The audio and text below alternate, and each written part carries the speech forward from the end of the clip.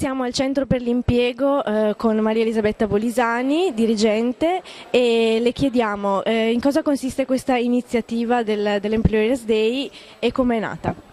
Allora, questa è un'iniziativa che viene fatta in tutta Europa nel quadro dei servizi pubblici, della rete dei servizi pubblici per l'impiego.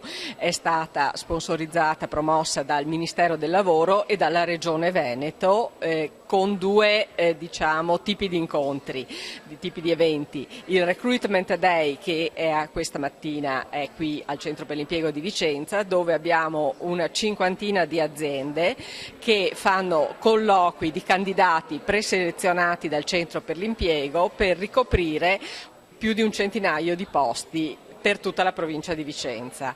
Mentre oggi pomeriggio in 3 località del Vicentino, a Villa Cordellina Montecchio Maggiore, a Bassano del Grappa presso in via Beata Giovanna e a Schio presso il polo formativo dell'ex ospedale, si tengono 3 incontri in cui verrà spiegato ed illustrato alle aziende i servizi pubblici che noi possiamo offrire alle aziende per il reclutamento del personale, gli incentivi per le assunzioni e i progetti della Regione Veneto.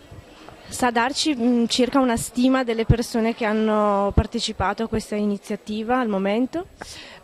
Le aziende che sono qui questa mattina sono oltre 50, che questa mattina e nel corso del pomeriggio arrivano circa una cinquantina di aziende. I candidati per le posizioni, per circa un centinaio di assunzioni, i candidati saranno sui 400-500 forse che abbiamo convocato o che si sono autocandidati per queste posizioni. Parliamo con un ragazzo che ha appena partecipato ad un colloquio per il Recruitment Day e ti chiediamo com'è andata, che aspettative hai? Bene, dai, alla fine sono stati contenti che ho risposto a tutte le loro domande e alla fine mi sanno dire presto. Comunque è andato bene, non mi aspettavo così. Sono stati gentili ho fatto anche delle domande sull'azienda e mi hanno risposto cortesemente. Le vogliamo chiedere di che azienda è e perché avete deciso di partecipare a questa iniziativa? Allora, noi siamo dell'Hotel da Porto di Vicenza e abbiamo deciso di partecipare a questa iniziativa perché comunque desideriamo dare spazio comunque anche ad altri giovani e visto che comunque noi abbiamo l'opportunità di allargare quello che è la nostra cerchia e quindi abbiamo deciso di far partecipare qualcun altro, insomma, visto che in Italia purtroppo il lavoro è quello che è. E saprebbe dirci all'incirca quante persone avete avuto modo di sentire questa mattina? Al momento siamo sulle 6 persone, ne abbiamo altre 3 e speravamo in un'affluenza maggiore, ma insomma questo è quello che c'è per ora.